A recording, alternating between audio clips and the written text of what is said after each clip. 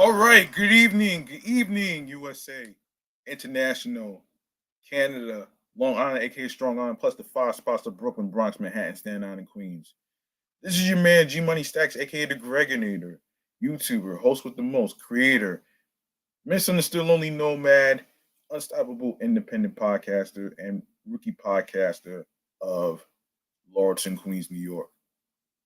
And you're rocking and hanging out with me on the 205th episode of Off the Meat Rack Chainz New York podcast, a place to express yourself through various topics in entertainment news, as music news, and including real life stuff in terms of what's going on in the New York areas of the five boroughs, of course, Long Island, and of course, subway system, subway crimes is going on, which I'm gonna get to in a sec, and of course a little mental health and stuff, which I'm gonna get to, um, and also we are live and direct from StreamYard alongside with YouTube and alongside myself is the Instagram live feed. So make sure you turn on your notifications on the gram so you can actually be in the know on which episodes are going to be dropped. Um, like the schedule goes, it's Mondays, Wednesdays, and Fridays. It's going to be some episodes. Episodes is going to be dropped, and of course, yeah, that's pretty much what I had to say on that one. So if you are a new listener and a new YouTuber from the YouTube universe and you miss any new and previous episodes whatsoever, don't worry, I got your back on everything. Go to the YouTube channel page, G Money Stacks 555, where you see all the New York episodes, and grab that subscribe button for me. Tap that noni bell so you can be reminded when the show goes in the air via live stream. Leave a like and a comment along with the topics that's being discussed. More video content, upcoming episodes, previous episodes, and of course, tell a friend to another friend, and I will handle the rest at the end of the show episode right here. Now, let me get to a little thing right here. One second. All right. Hold on a minute. Yeah, let's get to mental health checking for a second here, man. I need to address something right here. All right. So here's what's happened. So how am I feeling mentally, physically, and spiritually, you ask? And and I know certain people might be going through stuff on the inside mentally as well as myself. Um, what happened yesterday was I was recording episode 96 of my other platform, Meticulous Vibe Juice podcast review show. And there was a I had a run in with a cyber bully, believe it or not. And the reason why I'm actually trying to, you know, you know, get it out the way and talk about it is because I don't want to keep holding it in for a very long time and express how I feel. Yeah, so this cyberbully basically was on my Instagram live yesterday during the recording of my 96th episode of Meticulous Vibe Juice podcast review show. And on top of that, to say mean, horrible things to me. Listen, man, I don't play that shit. If you say you don't fucking know me, then why are you even in my Instagram live saying hateful shit? I'm not gonna listen, folks. I'm not saying it's everybody. I'm saying that it's only one person who did this, and I'm not gonna tolerate any more of that shit anymore. Because if you don't got nothing nice to say, you're gonna get blocked and you're gonna get reported. I don't care. I don't care what your race is. So so I don't even what even possessed you to say some horrible shit to me? You didn't even listen to my damn podcast episodes. That's the only way you're gonna be able to get to know me and some clarity on some things that I'm gonna be talking about. Now, it's just it really irks me that I have to go through this. It's almost like being bullied all over again. Well, I'll tell you this, man. The next time I see that same username, the same username, he's gonna get reported. It doesn't matter how anybody else feels. I'm not gonna tolerate any more bullying on my Instagram live feed right here. So I'm just I'm not gonna tolerate that shit. This is not funny. You are an insecure Neanderthal fucking moron. And I'm not gonna and you know something?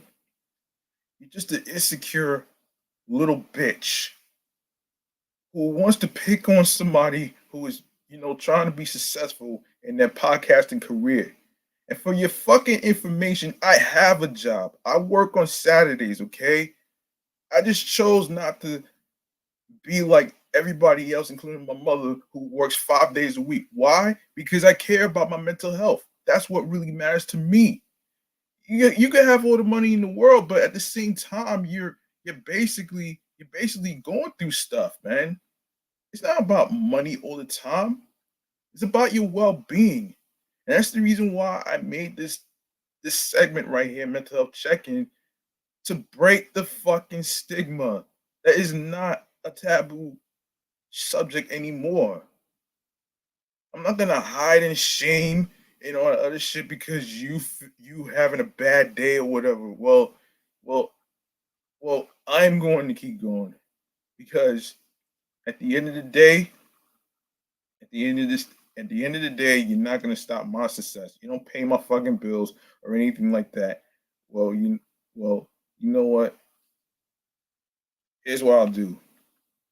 Here's what I'll do, man. You're gonna get flushed, man. I don't play that shit.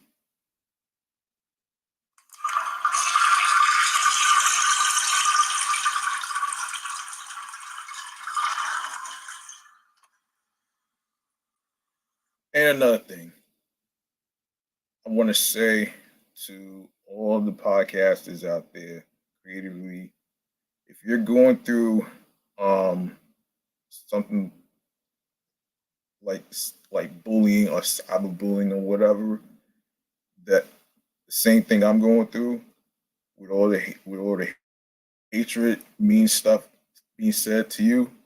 Look, man, you just got to turn the. For me, I'm already starting to turn the page already, and I'm already trying to open up to certain people that I trust. That's something. That's something what you have to have. You have to have more support of people who are going to really, be there for you. You know what I'm saying? Because if you don't have anybody to lean on, you're gonna go crazy, like like myself. And and yes, sometimes you want to figure out why and what possesses a person to say some hateful stuff. Well, all the bullying and all that other shit starts from the home, and that's what makes motherfuckers ignorant.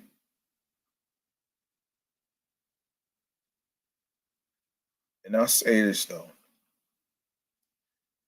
like I said, if you're going through something, whether it's something scary, something that was said about you, whatever it is, you're not alone. Just take things day by day,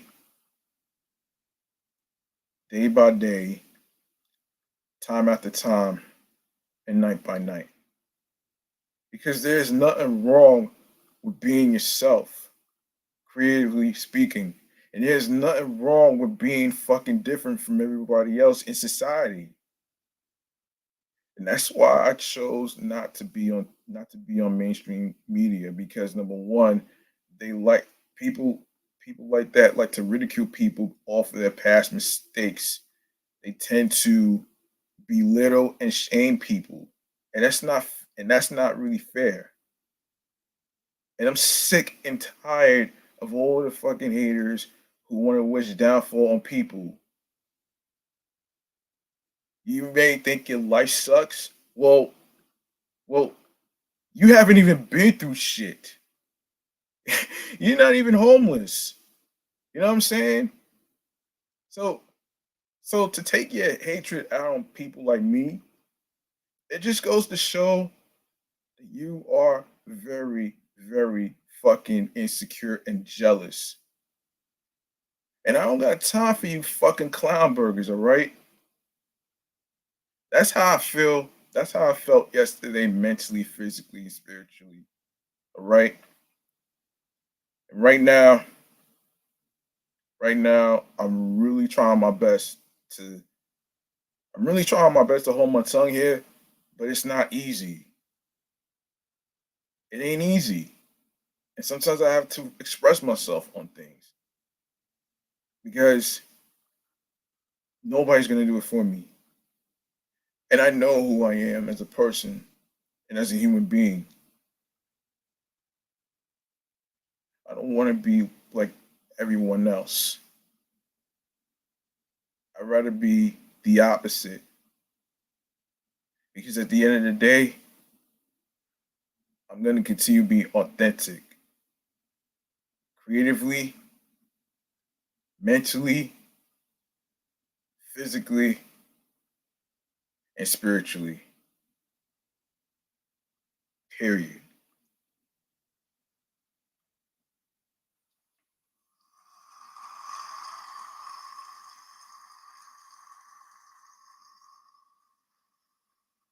Let's continue.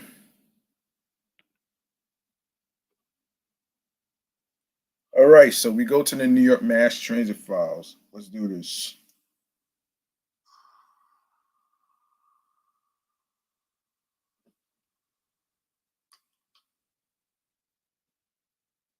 All right. A first story has to do with a stabbing in Times Square. Already. Jeez Louise. And this happened probably like 2 weeks ago. I didn't get a chance to cover that, so I'll cover it. So, and this is from the New York Post website, folks. One man was arrested after allegedly stabbing someone during a melee in the Times Square subway station, cops said. Cops identified the suspect as Jermaine Cloud, age 22, of Queens, New York. Can't believe his last name is Cloud, as in Cloud Nine. um, Police sources said he doesn't have a criminal past. The 2:30 a.m. Saturday incident at the 42nd Street Broadway station is still being probed, the NYPD added. So, a large group that had gathered in the tunnel mezzanine area were mostly gone by the line police arrived, authorities said. When cops dispersed the stragglers, they found the two wounded men. A 23-year-old man was stabbed in the torso and leg, while Cloud, whom police described as the aggressor, had a slash wound to the head, which may have been self inflicted.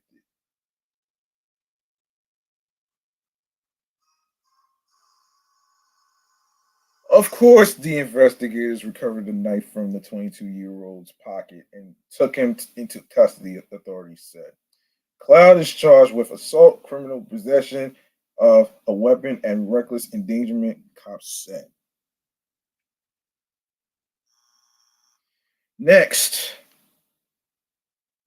we got another attack, and this time it's in Queens, Jackson Heights, Queens. Here's what's going on here. As the NYPD works to combat subway crimes citywide, detectives in Queens are searching for the brute who broke a woman's back by shoving her down a stairwell at the 82nd Street Jackson Heights station on the 7 line. According to law enforcement sources, the perpetrator attacked a 22-year-old woman without provocation as she waited for a 7 train on the Flushing bound platform at about 5:30 a.m. on October 23rd. Cops said the suspect punched the woman. Hold on a second. Yes, punched the woman in the face, then pushed her down a flight of stairs leading from the platform to the station's mezzanine.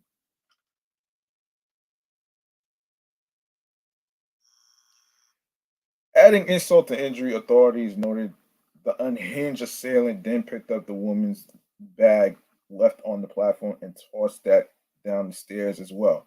Following the attack, the perpetrator fled the scene in an unknown direction, police reported. The incident was reported to the 115th Precinct and NYPD Transit District 20.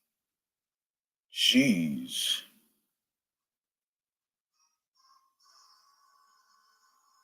The victim sought treatment via private means at Elmhurst Hospital, where she was diagnosed with a compression fracture to her back, as well as minor injuries to her back, no, excuse me, her left knee and right hand. On Wednesday night, the NYPD released video footage of her attacker. Police described him as a man with a medium complexion, believed to be 45 years of age, standing about 5 feet 10 inches tall and weighing about 200 pounds with dark colored eyes and black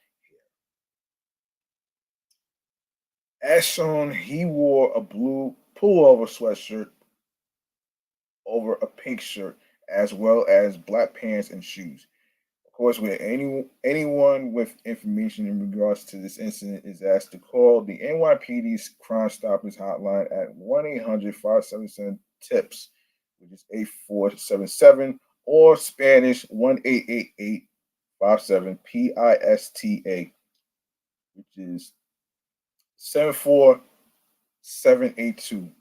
The public can also submit their tips by logging onto the the Crime Stoppers website at crimestoppers dot nypdonline.org or on Twitter at NYPD Tips. All calls are confidential. So here's what's going on here. Here are the facts about subway crime. The NYPD reported 198 total major felonies throughout the NYC subway system in September 2022, up 3.7% from the 191 incidents that occurred in September 2021. Year to year through September, however, major felonies are up 42% in the subways, um, with a total of 1,708 incidents reported. Felony assaults up 17.1%, robberies up 32.1%, and grand larcenies up 66.7%, made up the largest increases. The NYPD, however, has seen its arrest in the subway system rise 27% in in September, and 49.3% year to date. Nearly 6,400 arrests have been made underground this year. The 1,708 major felonies between January through September 2022 of this year nonetheless represent a 41.6% percent decrease from the 2,926 major felonies reported in the subways 25 years ago in 1997. That's bad, man. And you think that's bad? I got another transit story for you folks. Uh, It was a bus accident in Cambria Heights, not too far from where I live. But this one took place by, I believe it looked like Linden Boulevard. Yes. So a man took an MTA bus driver hostage on the job in Eastern Queens Thursday morning, setting off a wild chain of events that ultimately led to hundreds of households losing power for several hours. Police say that at around 7:23 a.m. on October 27th, a 44-year-old man ran in front of a Q4 bus at Linden Boulevard and 197th Street in St. Albans, Queens, and demanded he be allowed to board. The bus was carrying around 20 to 25 passengers at the time, whom the driver allowed to disembark at the point. Law enforcement sources said the man who claimed he was being chased brandished what appeared to be a firearm at the driver and ordered him to drive. Police later said the weapon was actually just a BB gun.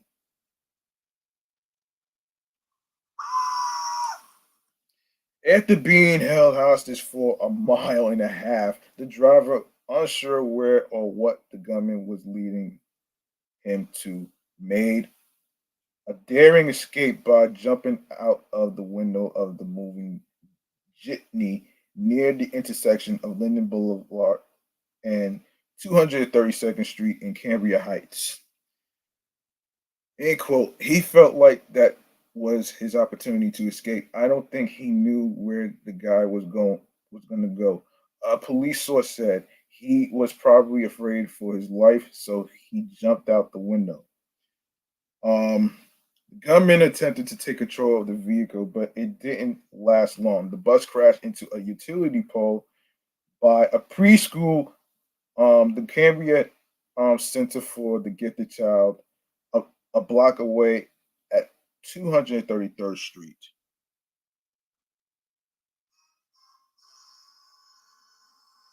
The gunman left the bus and was quickly apprehended by authorities. Unfortunately, the driver's escape from captivity um, dovetailed into a hellish morning for Cambria Heights residents. The crash caused the collapse of a transformer on the pole, taking it out of service and resulting in the loss of power for 850 Con Edison customers, the utility said. Most affected residents had their power restored within a few hours, said a rep for Con Ed. Only two customers were still without power in Cambria Heights as of noon, per the utilities um, live outage map. No passengers remained on the bus during the hostage joint, that said Deputy Chief Jerry O'Sullivan at a press conference. The driver, a 21-year-old MTA veteran, was taken to Franklin Hospital in Valley Stream, Nassau County, with minor injuries. And and he said in quote, "I definitely want to commend the driver for his actions. He did not move the bus until everyone was off that bus." O'Sullivan said it could have been a lot worse.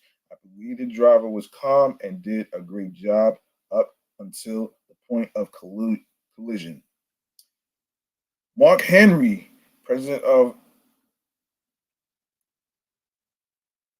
president of um, Ama Amel Gamated Transit Union, Local 1056, which represents drivers out of the Jamaica bus depot, said the operator is traumatized from the ordeal. Yeah, he's traumatized. He hasn't been communicating too much, given what's happened. Henry told AM New York Metro, "Safety and security is always paramount in our union. My concern is always for the operator. The operator, I want him to go home to his family." The gunman, whose identity has not yet been released, was also taken to an area hospital, and charges against him are pending. Cops said he appeared to be acting erratically. Students at the school adjacent to the crash site were sent home for the day. There's more. There's more. There's more. Okay, so a St. Albans man was ordered held on $500,000 cash bail after bringing chaos to the streets of Southeast Queens last week by allegedly hijacking an MTA bus while threatening the driver with a handgun, according to Queens District Attorney Melinda Katz.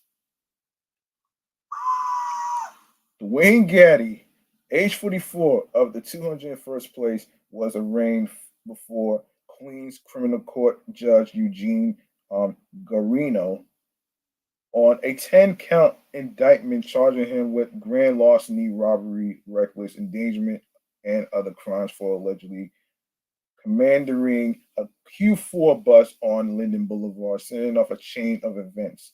Approximately 30 passengers fled the bus before Gaddy compelled the driver to keep driving. Eventually, the driver escaped through a window and Gaddy took the wheel. Gaddy allegedly lost control and crashed into a utility pole, causing a blackout in Cambria Heights.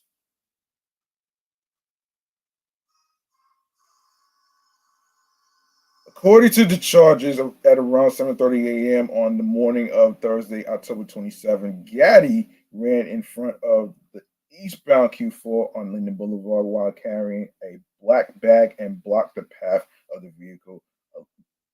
Gaddy allegedly demanded to be let on board, shouting, "Let me on the bus. They are trying to kill me."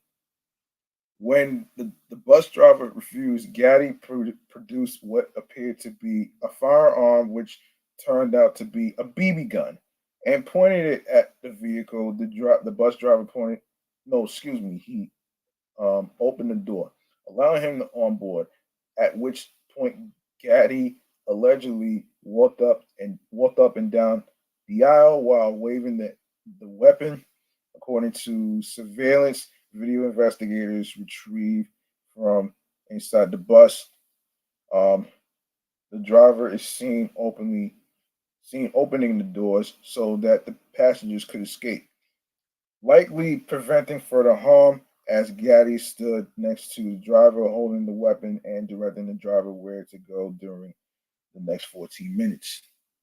According to the criminal complaint, Gaddy stated, "Please help me. They are trying to kill me. Just drive. No, I don't want to go to Francis Lewis.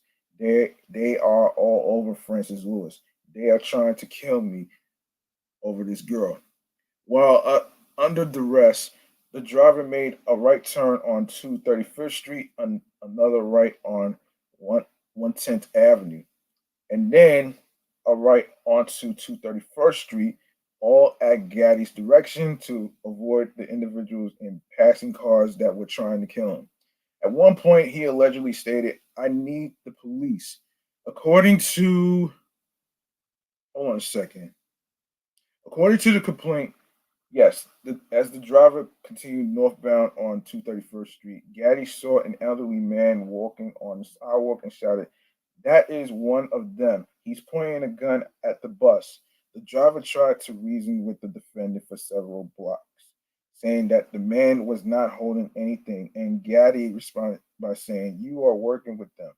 What are you doing with your hand? Why is your window open?" As the Q4 bus approached the Linden Boulevard intersection, the operator jumped out of the driver's side window and landed on the street, causing bruising to his elbow and hip, lacerations and abrasions to his arm and finger, and substantial pain, according to the complaint. The bus continued rolling down the street, and Gaddy is seen on video surveillance jumping into the driver's seat just before the bus crashed into a utility pole in front of the Cambria Center for the Gifted Child, resulting in the loss of the power to 850 customers, according to Con Edison. Yes. According to the complaint, Gaddy dropped the BB gun next to the driver's seat before exiting the bus, which sustained approximately $50,000 worth of damage. When police took Gaddy into custody across the street from the wrecked bus, he allegedly told them, "When I ran on the bus, I notified the driver I'm in trouble. I need assistance." The bus driver said, "Oh, wow, don't worry about it. Come on, According to the complaint, I called 911 numerous times while on the bus. I did not pull a gun. No gun on nobody. He said, "Do you have a gun?" And I said, "No, it's not a real firearm." According to the complaint, Gaddy then told the police he never stopped driving. He jumped out the fucking window. He had no reason to be scared. The driver, a 21-year-old MTA veteran, was taken to Franklin Hospital in Valley Stream, Nassau County, for treatment. Gaddy was taken to an area hospital, and the recovered weapon used during the course of the incident was determined to be an airsoft pistol, prosecutors said. The alleged actions taken by this defendant not only endangered dozens of commuters, but they have also further undermined our sense of safety when using public transit, Katz said. This brazen lawlessness will not go unanswered in Queens County. Thankfully, the incident did not escalate further, thanks to the effort of the MTA bus driver.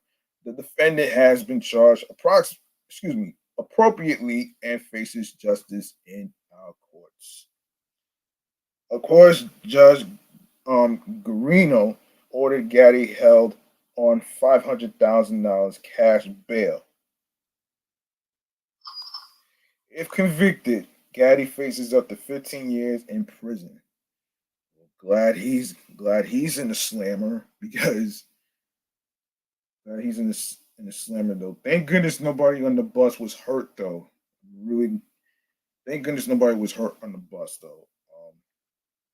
So yeah. Um. All right. So let's see. Let's see what else can we talk about here other than that.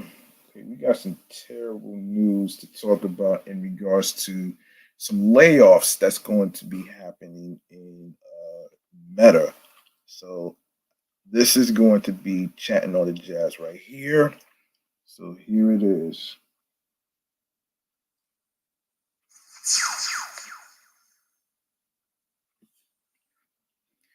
All right, so we got some unfortunate stuff to talk about in regards to a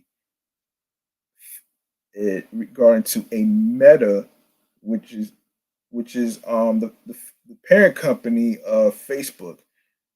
So here's what's happening here, according to the NPR website. Facebook parent company Meta announced extensive layoffs on Wednesday. You thought the Twitter layoffs was bad? Well, this one right here is. Yeah, extensive layoffs on Wednesday, shedding 11,000 jobs, or about 13% of its staff, amid an industry-wide slowdown that has rattled Silicon Valley in recent months.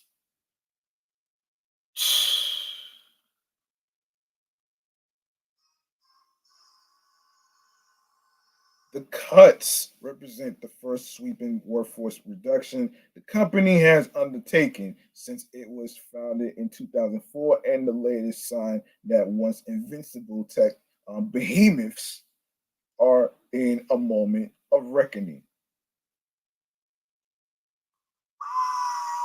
On the layoffs, quote, some of the most difficult changes we've made in Meta's history.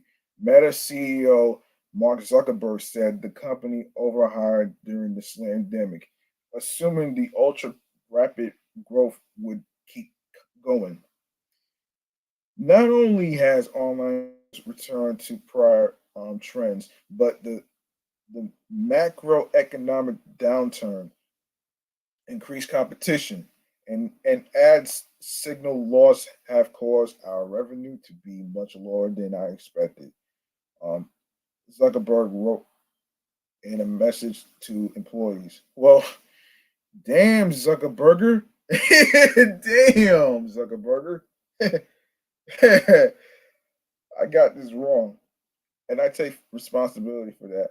Meta, which has around 87,000 employees, has recently undergone belt tightening measures like hiring freezes and eliminating non-essential travel. In his note to employees, Zuckerberg said Meta's hiring freeze will continue as well as scaling back its real estate, among other cost-cutting changes to be announced in the coming months. The dramatic shakeup arrives as the company experiences major changes on two fronts.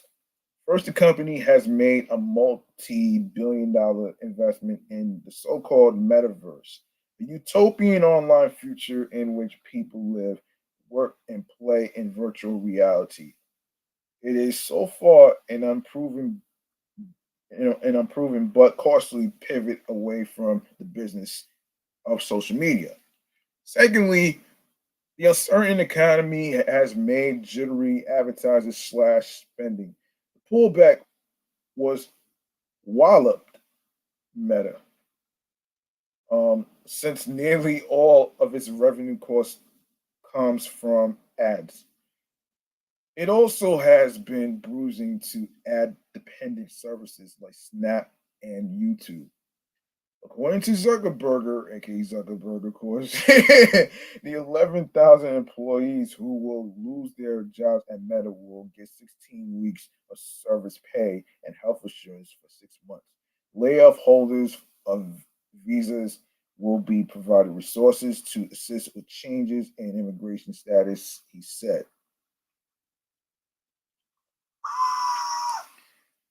Okay, so the tech layoffs come after a slandemic fueled hiring spree.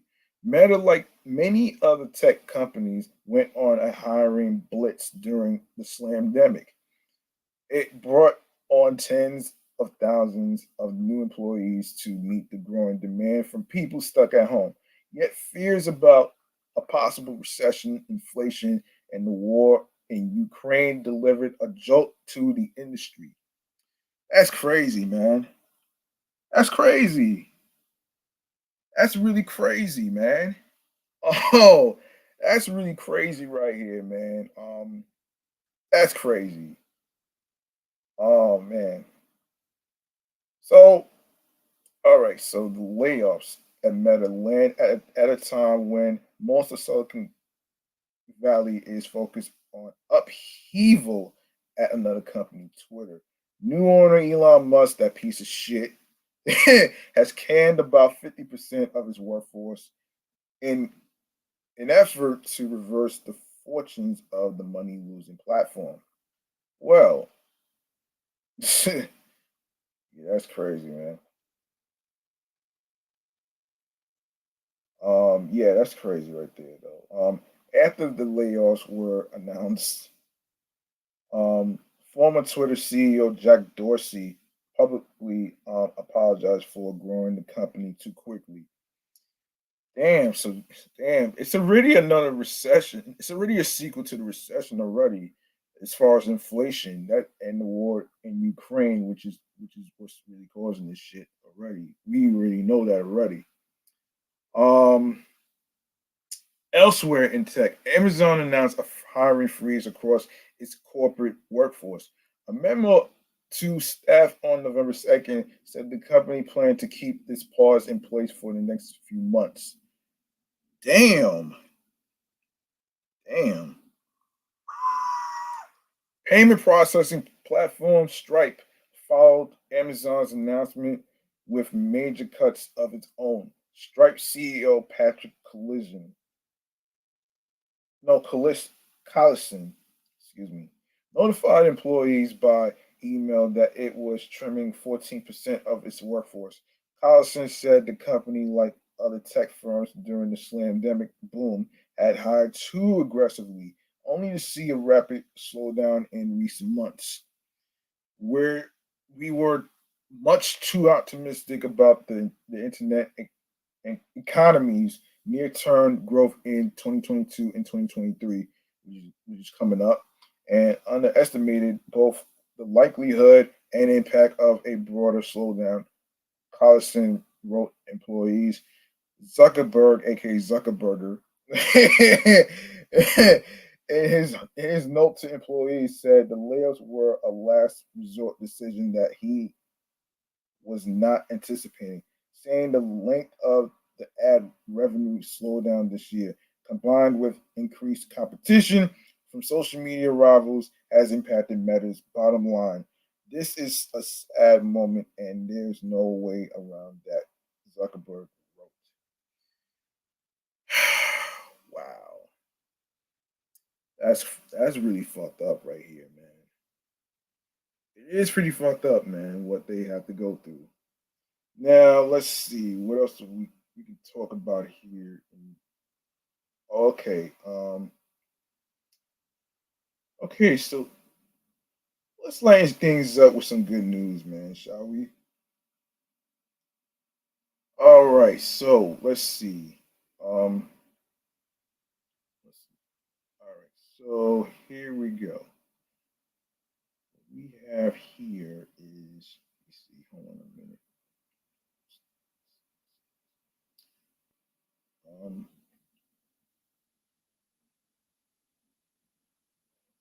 oh, here's another story I forgot to mention. I'm sorry.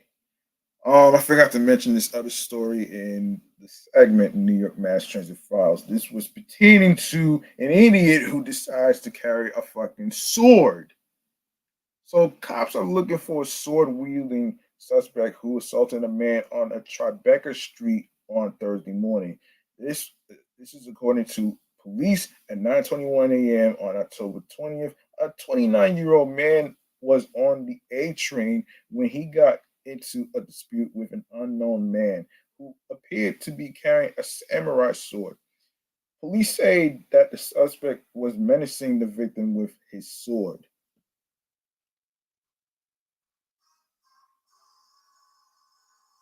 When the train pulled into Chambers Street station, the victim followed the suspect to the street, where the suspect then hit the victim with a sword while it was still in its sheath.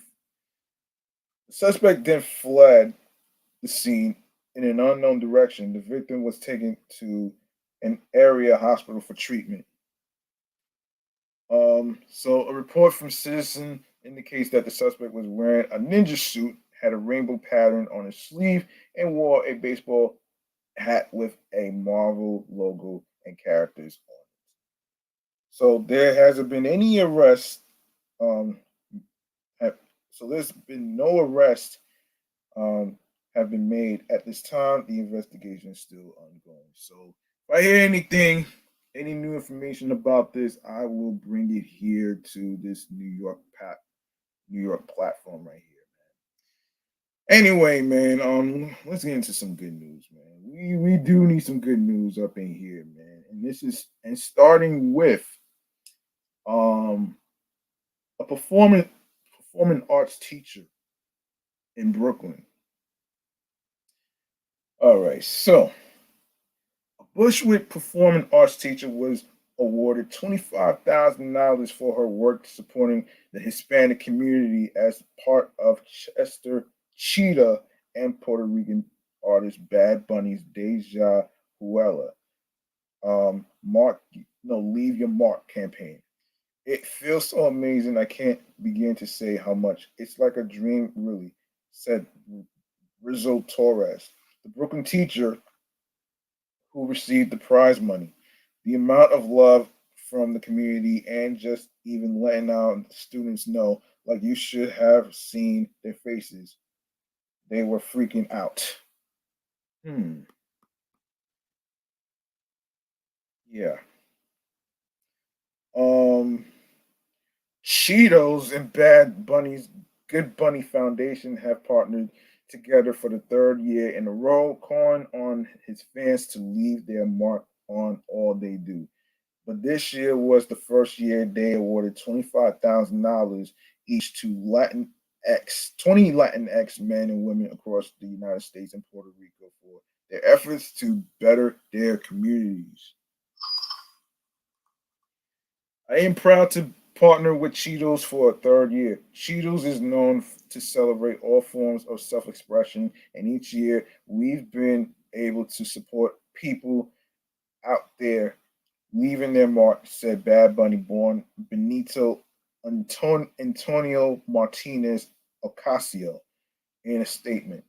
Participants were invited to post videos on TikTok from July 18th to August 19th using the hashtag Deja, Deja to Huela Fund to share how they would better their communities using the award money, whether that be through music, art, fashion, or however else they knew how. Torres was one of three New Yorkers selected for the award, and in addition to the $25,000 prize, she was invited to attend Billboard's Latin Music Week. I felt like a Bad Bunny queen. We were actually celebrated on the Deja Tu Huela panel, which was incredible, Torres said. It was such a great time, but also very educational. So I was taking a lot of notes. Latin Music Week is the largest Latin music industry gathering in the world, Torres said. Because we are artists ourselves, we wanted to share this knowledge with our students and our artists. So we're also working on our little takeaway seminar for that as well. She told Brooklyn Paper. It was such an amazing experience. It really was. Torres and her organization and the Good Collective offer free performing arts education for children in underserved communities in Bushwick, which is in Brooklyn, where she has been for 10 years, and other parts of New York City, as well as her hometown in San Antonio, Texas, and Mexico, serving 250 children this year alone. This year, we worked with PS68 in Queens. We came through when the music program got caught during the slamdemic, Torres said. And also in Tulum, Mexico, where we created an amazing music theater program where they were learning 3 times a week. We have really great musical performance, as well as a new student in Bushwick and in San Antonio. It been it's been really impactful. It's been a really impactful year for sure. Um, she teaches her students dance, theater, and music, which she says build up their confidence, especially in the Big Apple where excuse me, there is so much performing arts influence. End quote. I've always been super about giving to the community in Bushwick because that's my home. It's like I had a higher calling and I needed to hold myself a little more bit more accountable. I was like, hey, what am I doing for the gente? Torres said. um, that's why I decided to go full time with the Good Collective and take the high quality performance arts education to them. Mind you, I've taken kids to Broadway hits like School of Rock, so I want I want that for our kids, and I want it to be free. Um, in her contest submission, Torres said the $25,000 would afford her organization more sustainability, as some of the award money would go towards applying to become a five five 501 um, C3 organization, as well as creating more programs and finding a permanent physical space for students to have classes, performances, instruments, learning materials, and new technology. Number one, we are going to get our nonprofit certification. We know that more opportunities will come for donors and also for grants. We want to be sustainable, so that's our first mission, Torres said. Our second mission is to create more programs for these kids here in Bushwick, in Mexico, as well as San Antonio. and to give them the proper education so that way we can also create space for them to take it to stage and to have events where they are celebrated and highlighted and have a space to show their talent and what they've been working on this whole time. The Deja Vu to Julia um, campaign launched in May when Cheetos new television commercial Magic Touch debuted during the 2022 Billboard Music Awards.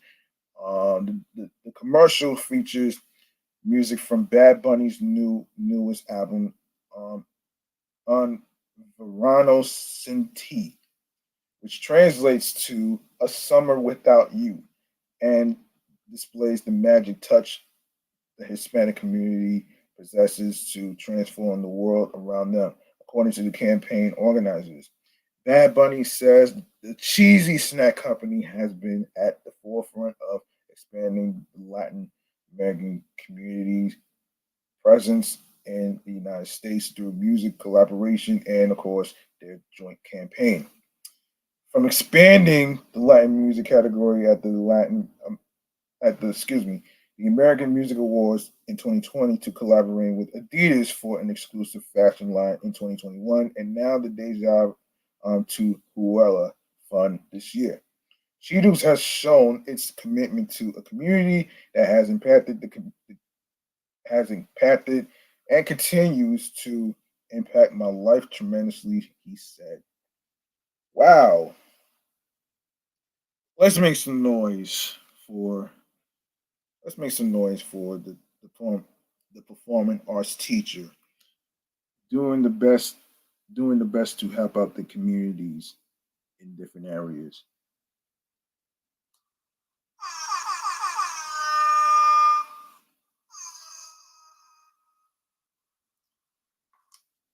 Okay. All right. Up next. Let's see what else we have here. What else we have here to talk about here? Oh, um, okay, let's see. Let's talk Starbucks for a second. I didn't get a chance to talk about that. I didn't get a chance to talk about that though. All right. Okay, I didn't get a chance to talk about it last time. So, all right. So an experimental automated Starbucks store in Midtown has its workforce blowing a fuse over what new uncompensated responsibilities. Workers at a recently opened high-tech Starbucks and Amazon Go hybrid store on 8th Avenue under the New York Times building responded to the new work responsibilities at the location by filling a petition for a union election with Starbucks Workers United. So the store molds together a Starbucks cafe with an Amazon Go market that houses a cashierless system to track customers' purchases from entrance to exit using dozens of cameras and sensors. Oh boy. The futuristic store is an example of the coffee chain testing new automated technology, a direction that Starbucks corporate leadership has described to investors as a pillar of the company's reinvention plan. But in the Manhattan hybrid store, which opened in July, the tech intended to make the customer experience as frictionless as possible has come with increased responsibility for staff, responsibility that they believe they should be compensated for. We're we're employed by Starbucks, but we don't get paid by Amazon for doing Amazon work, said Aaron, a worker at the Midtown store who asked to be identified by his first name to avoid professional backlash. Workers say um, that they decided to pursue unionization when they realized the store's automatic features require employees to go through additional training and take on new responsibilities without any extra pay. Some workers at Starbucks gave them no choice in transferring into the store, according to Workers United. In response, um, Starbucks said that it does not support the unionization effort. We are listening and learning from partners in these stores as we always do across the country. From the beginning, we've been clear in our belief that we are better together as partners without a union between us, and that conviction has not changed, said a Starbucks spokesperson. The front of the Midtown store is a small coffee bar where a group of baristas um, prepare drinks walled off from customers behind a wicker barrier. To get past a gated Amazon grocery store and lounge area to sit down or get food, customers have to insert their credit or Amazon card, which triggers an automated system to track their movements and automatically charges them with when they pick up and consume items. It's pretty dystopian, but that's how it works, Aaron said. Aaron, who a lead has taken a leading role in the union effort um, voluntarily, excuse me, transferred to the store after the other Manhattan location where he was working was slated for closure. Damn, damn. He took on the role of inventory support, a gig that requires him to wake up at 5 a.m., restock the Amazon grocery, and plug the products into a virtual database. Jeez, damn, I couldn't even do no shit like that though. Though in his former Starbucks store, he had been ambivalent, ambivalent, ambivalent, excuse me, about getting involved in the union. Once he had been trained and found out how many new responsibilities he would be taken on without any additional compensation, he decided it was worth pursuing. Though management suggested that his new role could lead to new bonuses or high pay before making the move, these benefits never materialize, he said. Though the lounge and grocery idea is operated by Amazon Go, the store's staff of around 29 members are all employed by Starbucks. The majority of the employees work at the coffee bar and traditional Starbucks responsibilities, with more of an emphasis on mobile orders. But the model introduces three new positions: hot foods and concierge, in addition to inventory, which are siloed from the rest of the staff. Rest of the staff, excuse me. Okay, these positions initially presented a challenge to organizing because they were designed to do work with automated features of the restaurant or located in parts of the store where that minimize interacting with coworkers. But Aaron said he and two other members of the organizational committee slowly started holding one-on-one conversations with his coworkers after work about unionizing and found a receptive audience. Especially at this store, people were waiting to have somebody reach out about the union, he said. The organizers decided to go public and file for a union election after they got 70% of the store to sign union cards. The store has not yet received an end date for its union election. Wow. Wow. Wow. You- So, all right, so let's move on to the next topic here. I'm not really a Starbucks person. I mean, I hear about Starbucks all the time, but I never purchased any of their coffees over there. So yeah, they're pretty expensive though, if you really think about it though. Um, you Yeah, they're really expensive though. Let's see. Let's see. Um, let's see. Oh, right, right. Here it is. Now, so let's see. So the act we have an so there's an actress who is in the Walker spinoff called Walker Independence, which comes on Thursdays at 9 on the CW and other states. Check your local listings and stuff. Um, so TV veteran Katherine McNamara McNamara pivots to a Western in the period drama Walker Independence. The series, which premiered October 6th at 9 p.m. on the CW, is set in the late 1800s and follows Abby Walker, an affluent woman from Boston who travels out west only to lose everything on the journey when her husband is murdered in front of her. The series is a prequel spun off from the Jared Pad- Padalecki series Walker, which is on its third season, which is itself a modern reboot of the classic show Walker, Texas Ranger. So let's see. It's so refreshing to dive into something that takes place in reality where you don't have to where you don't just have superpowers or magic.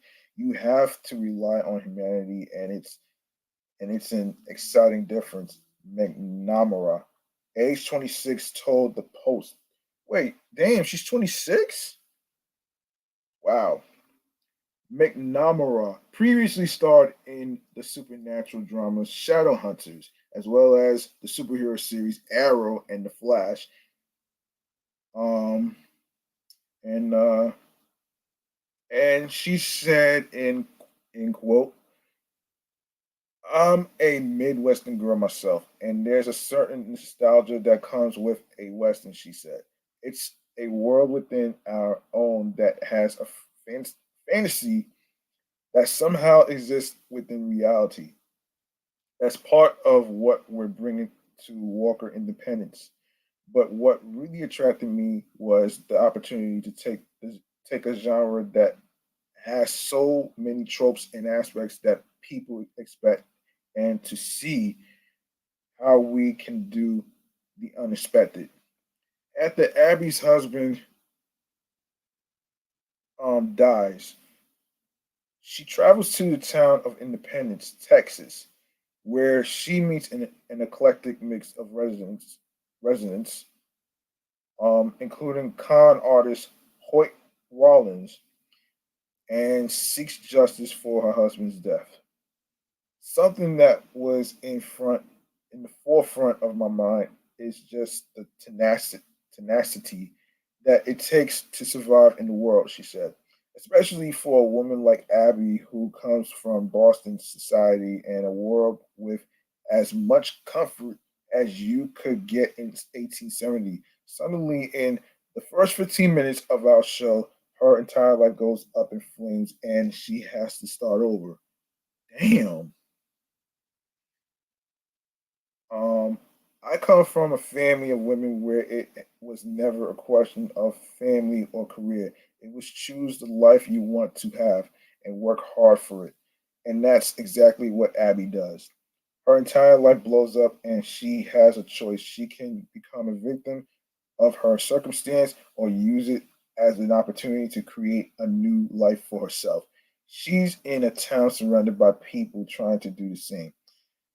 McNamara says she was in touch with Padalecki while shooting the series. Um, I spoke to Jared extensively during the pilot to be like, give me the Walker 101, give me your TED talk on what it means to be a Walker, she said. The more we talked about it, the more we decided to build it to leave opportunities open. There's quite a stark difference between the walkers of 2022 and the walkers of 1870s. The shows are very linked by generic lineage, but they each have their own tone. but the core of what it means to be a walker is trying to find justice however you can and find a way to create the opportunity in the world that will leave opportunities for everyone. I met Jared a few times before, and I knew he was a wonderful human and collaborative creative. He obviously has such lengthy experience leading TV shows. I have somewhat a similar experience, but not to his extent. It was nice to speak to everyone who has so much faith in all of us to pass the torch. Like we build the groundwork now, take it and run with it and build your own world. Wow. Wow. Wow. Give it up for the actress.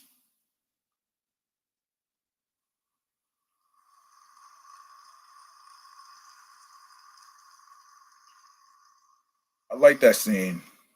I like it. Let's see. Let's see. Let's see. Let's see. Let's see. Okay. So, um, okay. Let's get into. One second. Yes, hold on a second. Let's get into a little music Kool Aid, and we have an album that's coming out this week, which is the same day as um the Black Panther Wakanda Forever movie, and the same day as my 2 year anniversary of Off the Meat Rat Chainz New York podcast, which is on the angel numbers of 1111. Um, so yeah, I'm really excited about the 2 year anniversary, folks. It's pretty good though, man. You know what I'm saying? So all right, so other than that, let's get into music Kool Aid for a second, shall we?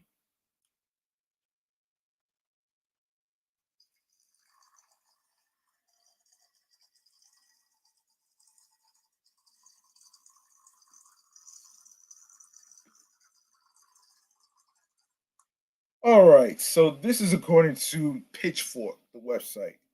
Nas has shared the track list for his new album, King's Disease 3, which comes out this Friday, November 11th. Mark your calendars, folks, for all you New York Nas fans out there. Mark your calendars. Via Mass Appeal Records, the full length was produced by Hit Boy and executive produced by Nas and Hit Boy. Find the track list and a teaser video below. Nas began his King Disease series with Hit Boy in 2020. The next year, the record earned him the Grammy Award for Best Rap Album. And he also released the second installment, King's Disease 2. Nas and Hit Boy continued their collaborative streak in December 2021 with Magic. Of course, there's more. So here's the track listings for King's Disease 3. So you have number one, Ghetto Reporter. Two, Legit. Three, Thun. Four, Michael and Quincy. Five, 30. Six, Hood to Hood. Seven, Recession Proof. Number eight, Reminisce. Nine, Serious Interlude. Number 10, I'm on Fire. 11, WTF SMH. 12, Once a Man, Twice a Child.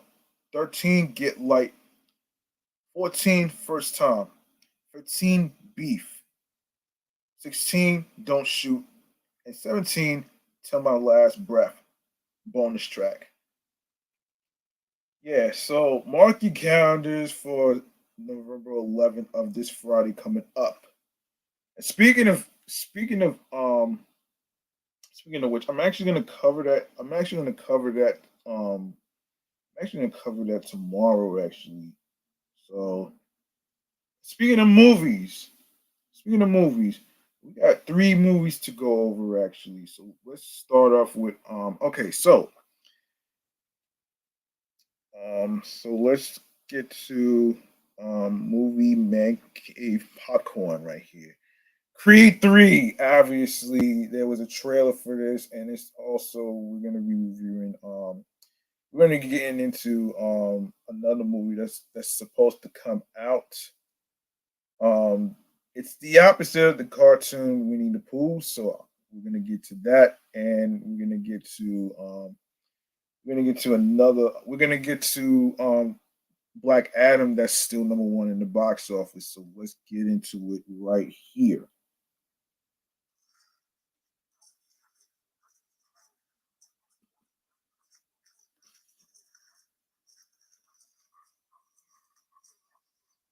All right, Creed 3.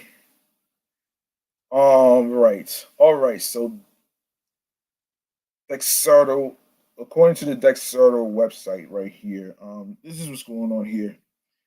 Adonis Creed, Adonis Donnie Creed, son of Ricky Balboa's longtime rival Apollo, will face a boxer from his past in Creed 3. The ninth film in the Rocky franchise, Creed 3, will be the follow up to two incredibly successful installments following Adonis Creed, played by Michael B. Jordan, which saw him face lightweight champion Ricky Conlon and the son of the man who killed his father, Victor Drago. While the first two Creed movies have been exceptional at tying this new character to the existing lore of the Rocky series, including appearances by Sylvester Stallone and Dolph Lundgren. The third movie appears to be more personal to Adonis himself. So, okay, here's everything we know about the upcoming Creed 3. What is the release date for Creed 3? The movie is currently scheduled to release on March 3rd, 2023 of next year. Mark your calendars. Um, its principal photography ended in April 2022, and there has been no indication that any reshoots will be needed. We will update this space if there's any change to the release date. Okay, so who is part of the Creed 3 cast? So, of course, Jordan will Jordan obviously will return to portray Donnie Creed, and his co-star from the first two movies, Tessa Thompson, will again play Bianca Taylor, a musician and Donnie's fiance. Jonathan Majors joins the franchise to portray Damian Anderson, a childhood friend of Donnie who has just been released from prison and will serve as the next boxing rival. Damn, damn, that's crazy, man. That sounds like a challenge, though. You know what I'm saying? Yo, hold on.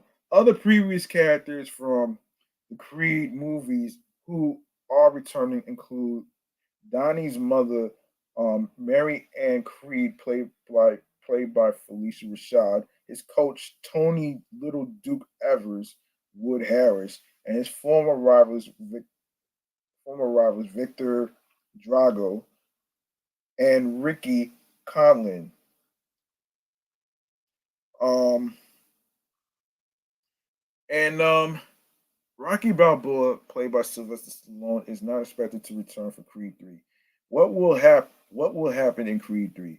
So there's no plot points have there's no plot points that have been officially revealed about the movie as of yet, but based on the trailer, it appears that Donnie will meet up with a childhood friend, Damien, who has grown resentful of his wealth and success. Damn, that's crazy, man. And if you would like to see the trailer, it is on the YouTube channel. Um, you can watch it on YouTube right here. So there you have it right there. Um, all right, so all right, so all right, y'all probably know about Winnie the Pooh, the cartoon, right? Well, this one, it's not the cartoon. This is a rated R Winnie the Pooh. This is a rated R Winnie the Pooh right here. So, so this is Winnie the Pooh, Blood and Honey, which is going to according to EW.com, Entertainment Weekly. Um, so the double A, um, anyway. So let's see. So here's what's going on here, and this is the double A, um, double A inspired film will hit cinemas February 15th. Faint-hearted fans of author Double A may be aghast to learn that the horror film Winnie the Pooh, Blood and Honey is receiving a big screen release. Fathom Events will be showing the movie in cinemas on February 15th of next year. The filmmaker Reese Frake Waterfield's low-budget film became a viral sensation when news of its existence broke earlier this year. Obviously, the director and the producer was on TMZ Live to talk about this. Um, as I watched, so in an appearance on Dread Central's Development Hell podcast. Oh man, Hell podcast. Wow. Wait, Dread Central's Development Hell podcast. Wow, that sounds pretty scary. And the writer director confirmed that his flick depicts Christopher Robin's pals Pooh and Piglet on a rampage, in part because the two beloved characters entered the public domain in 2022. It's definitely Pooh and Piglet. It's not just two people in a mask, he said. The story is meant to be that they've gone on this onslaught from being kind of enraged by what's happened to Christopher. Pooh and Piglet experienced a drastic drop in food as Christopher grew up and over the years became increasingly hungry and feral.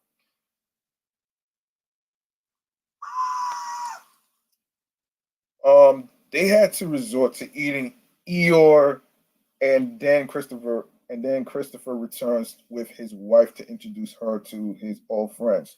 And when that happens, they get enraged when they see him. And all of the hatred that they've built up over the years unleashes, and they go on this rampage. Wow. Winnie the Pooh, Blood and Honey is not the only new film to repurpose iconic aimed at children characters in such a manner.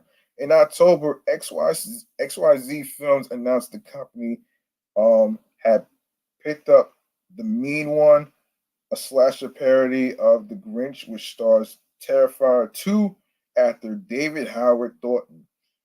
Now, no relation to Billy Bob Thornton, folks. The film will be released online in December. So the news that Winnie the Pooh, Blood and Honey will be released in cinemas was first reported by the Hollywood Reporter. And yes, you can watch the trailer on the YouTube channel. You can watch it on YouTube. So yeah, there you have it right there. Ah, man, Winnie the Pooh, Blood and Honey. Wow, this this has to be the most interesting trailer that I actually have to check out. You should check it out too, folks. Um. Anyway, so speaking of movies, in other movie news right here, obviously Black Adam still holds down the number one spot right here. So so from November 4th to 6th, actually, hold on a minute here. Yeah. So it's still number one in the box office right here with 3 Day World, which is $42.9 million. Um, Q made $319.7 million. 3 Day International, $25.4 million. Q made International, $182.3 million. And I didn't even know. I didn't even know that there was a movie based on the cartoon called One Piece. So this is a One Piece film Red. So so obviously it made $16 million in 3 day world. QMA World, which is $171.9 million. 3 day international, $6.6 million. QMA International, $162.4 million. Ticket to Paradise is in third place. 11.3 million dollars, $137.2 million, $2.8 million, and $90.5 million. Lyle Lyle Crocodile, $9.4 million, $63.8 million, $6 million, $27.2 million. Smile. I can't believe it's still in the box office. And I just reviewed that. $9.1 million, $202.9 million, $5.1 million, $103.8 million. Pray for the Devil, $7.6 million, $24.9 million, $3.7 million, $11.3 million. Homecoming, number 7, $3.8 million, $211 million, $3.8 million, and $211 million. Sheesh. Number 8, The Banshees of Inisherin, $3.1 million, $10.2 million, $1.1 million, and $7.2 million. And of course, Halloween Ends is still in theaters. $3.1 million, $102.9 million, $1.7 million, $39.4 million. And Amsterdam in last place tops the top 10, which is $2.3 million, $27.7 million, $2.2 million, $12.9 million. All right, so this is crazy, man. And I already actually, yeah, man, that's crazy. So the breakdown is like this, though, man. So this is the update. So, yeah, so obviously the weekend before the release of Disney's Black Panther: Wakanda Forever saw no major U.S. studio titles enter the marketplace, giving Warner Brothers Black Adam another clear run at audiences. So, yeah, you're gonna have to tune in next week after Black Panther: Wakanda Forever comes out. I will actually find out how it did in the box office, and I'm pretty sure it's going to do well at the number one spot. I don't know what's going to happen with Black Adam, but Black Adam might fall to second place. Who knows? Remains to be seen. Anyway, so obviously the DC Films title was once again a convincing winner at the global box office, grossing a confirmed 26.2 million dollars in 76 international territories, plus $18.5 million in North America, combining for $43.9 million worldwide. The cumulative global total is $321.8 million, and international markets have delivered a $184.7 million international running total so far. The Dwayne Johnson superhero adventure dropped a slim 33% in North America and 34% across international markets, assisted in its hold by the lack of powerful new competition. For the first time, France proved the top international market with a confirmed $3 million for the weekend period. Holds have been exceptionally strong in France since release, and the weekend saw a slim 20% drop. UK, Ireland, which led international territories the first two weekends, grossed $2.3 million in the third session, with Mexico next on $2 million, Brazil with $1.9 million, and Germany $1.5 million.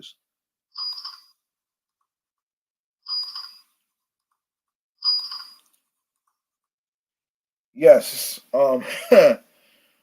cumulative totals in those big five markets are $19.3 million for UK, Ireland, $13.7 million for France, $12.8 million for Mexico, $12.8 million for Brazil, and $8 million for Germany. Australia ranks ahead of Germany with $9.9 million. IMAX grosses account for $21 million of the $321.8 million total, which is 6.5%. Japan, where Black Adam is set to land on December 2nd, has yet to release, and no release date has been set for China. Warner Brothers and DC Films had initially mooted Dwayne Johnson to play Black Adam as a villain in its Shazam film, which grossed a cumulative $366.1 million worldwide in 2019. Black Adam has now reached 87% of that control. Smile breaks the $200 million barrier. Wow. The weekend saw Paramount celebrate Smile, cracking $200 million at the global box office, while also entering the top 20 titles for the year to date. The horror film is a rare U.S. studio hit based on original intellectual property. The global the 2022 global box office chart for 2022 is dominated by franchise titles such as Top Gun Maverick and Jurassic World Dominion. For original IP titles, definitions can be blurry.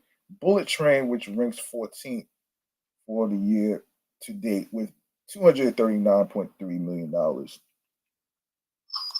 is based on Kotaro Asaka's 2010 novel, but outside Japan, the source material would not have been much of a factor in the film's appeal.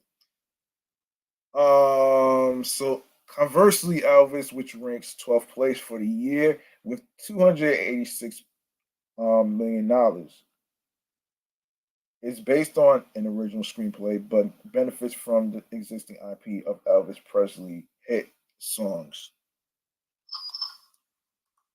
Um, Among the three Chinese films in the top 20 global box office for the year, one is a sequel to Watergate Bridge, another a remake Too Cool to Kill, and one is wholly um, original comedy drama Nice View with $217.3 million.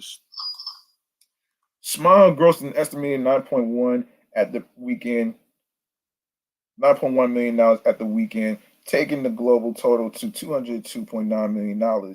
Honors are pretty even with 103.8 $103.8 million for international markets and $99.1 million in North America.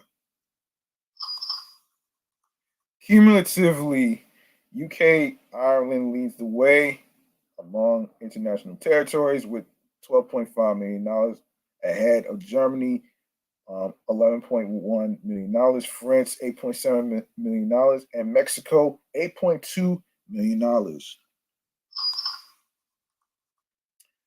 Yeah, I was not aware about this One Piece film actually. So yes, so um with major studios shunning the November 4th release date, um specialist distributor Crunchyroll saw an opportunity for its latest Japanese anime title. One Piece film Red landed in North America, grossing an estimated $9.5 million and expanded its international footprint, notably in Europe and Latin America, yielding an estimated $6.6 million.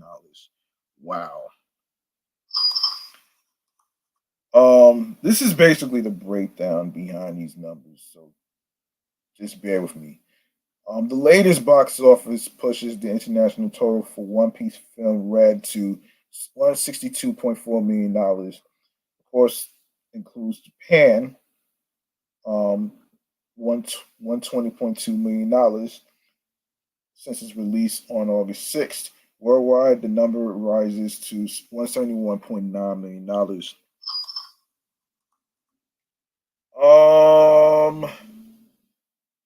One Piece film Red is directed by Goro Taniguchi, co-guest film series, and produced by Toei Animation. It's the 15th film in the One Piece series and is based on the manga by Eiichiro Oda. The title is the highest grossing in Japan of the film series, which began in 2000 with One Piece, and the sixth highest grossing anime of all time in the country. The previous entry in the franchise was 2019's One Piece Stampede, which grossed $81.6 million worldwide. Damn. Um, and I think that's gonna do it. I'm just gonna wrap this one up right here, man. The rest is just in foreign languages, so I'm not gonna really go into too much detail. Let's see, what else do we have left to talk about here? Yes. So we got some yes, we have some places to do for the weekend. The 3 day weekend's coming up. Let's get to it though. I'm not gonna waste too much time on other stuff on California. I'm gonna do a little bit though, man, for the upcoming weekend and the weekend after that. So we'll see what's going on here. So let's get to it. Um, all right, so we're gonna get to all right, so we are going to wait. Um, okay, wait a minute. Um, wait. Outdoors. Things to do in Los Angeles. I just passed it. Okay. Um, I was going to look up some stuff to do for the people that's living in Arizona, but I didn't have time to actually look up anything. But but it'll take some time actually. So starting with let me see. Hold on a second. Like where did I go off from right here? Um, radio race. Wait a minute. Oh, we got some stuff to get into. Okay, we got shaking in our seats to the big signs. Oh boy. All right. Okay, Megan Thee Stallion. You on that? You're gonna be on that list. All right. So, um, all right. So, I'm not even gonna really. So we have okay,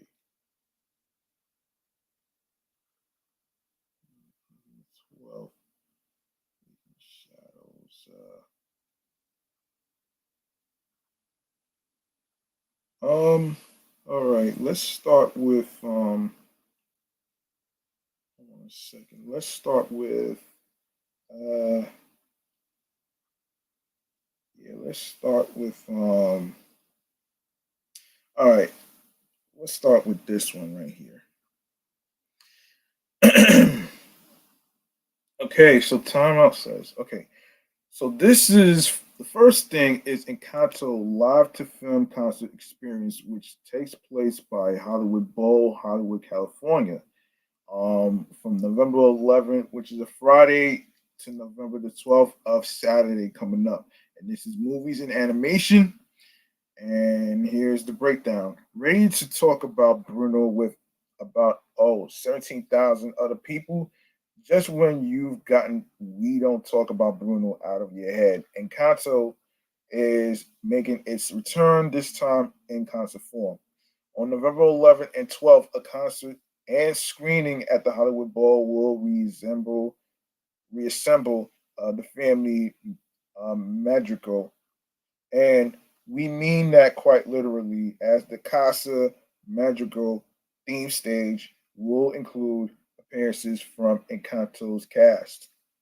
During the screening, an orchestra, a Colombian band, and a 50-person ensemble will tackle the bulk of the Jermaine Franco score, while Lin Manuel Miranda's earworms will see live performances from the Disney film's original cast, including Stephanie Beatrice as Maribel, Jessica Duro as Louisa, um, Diane Guerrero as Isabella, Carolina Gayton as Pepper, Olga Meredith as Ubella, Ubuela, yeah, Ubuela, yeah, Adassa as Dolores, Angie Cepeda as Julieta, and Mara Castile as Felix.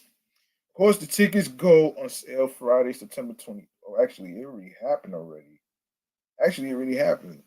Anyway, all right, so the Hollywood Bowl is located on 2301 North Highland Avenue, Los Angeles, California, 90068. And you can go to the website, which is www.hollywoodbowl.com. And and you can and you can go to timeout.com to find out how much the tickets will be. So that's a good website that I'm using right now for the people that's living in California. Um, we'll go to, yes, so Vulture Festival, which is happening November the 12th to, which is Saturday, November the 12th through Sunday, November 13th. See Q&A, sneak peeks, and table reads during this left-field pop culture fest from New York Magazine's Vulture. This year's fest returns to the Hollywood Roosevelt with a Henry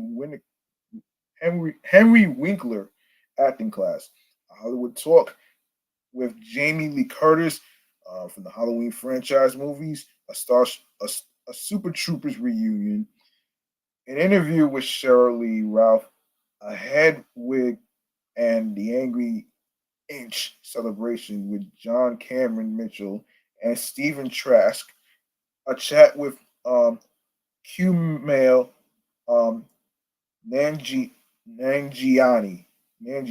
yes, and a poolside convo with Bob the drag queen, um, Shangela and Eureka O'Hara. Shangela rhymes with Angela. Yeah, that rhymes.